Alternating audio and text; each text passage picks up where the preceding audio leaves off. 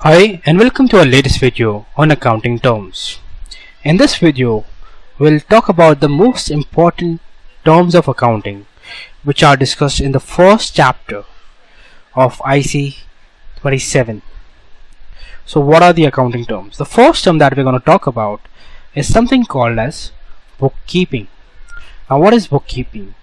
Bookkeeping is actually another name for accounting itself.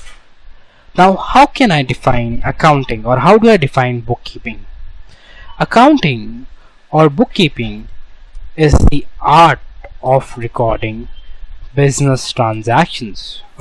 So whenever I am recording financial or business transactions, I'm actually accounting or doing bookkeeping. Now, two questions arise. The first question is, how do you do accounting or bookkeeping? The second question is, where do you do accounting or bookkeeping? Let us first focus on the first question, which is how do you do accounting or bookkeeping? Now there are two ways in which you can do accounting. The first way is called as single entry, and the second way is something called as double entry. As per the accounting rules or accounting guidelines, only double entry system of accounting is allowed. You cannot do single entry as per the accounting rules. Now what are these rules? That we'll discuss in a later video. So what is double entry? In case of a double entry, for each business transaction, we will record two entries. One entry is debit, another entry will be credit. So for double entry, there will be two entries.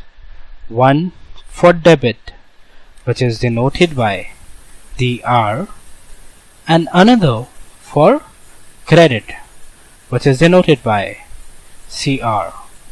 Debit is generally treated as a positive entry and credit as a negative entry. To understand this, let us take an example. Let us say that my name is John and I have purchased a car for rupees 50,000 in cash.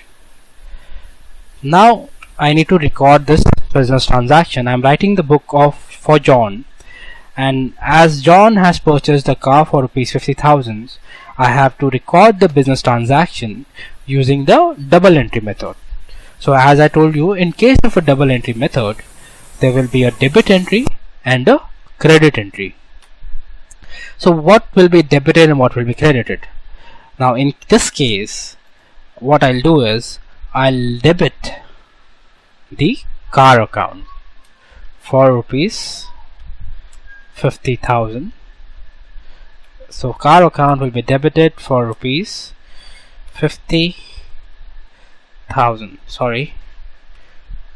50,000. And the cash account, because cash has been paid, will be credited for rupees 50,000. Now another question arises, that how do you decide which account should be credited and which account should be debited? Or first or foremost, what are the accounts which are involved in the transaction? We will learn about this in our next video. Thank you. Keep watching.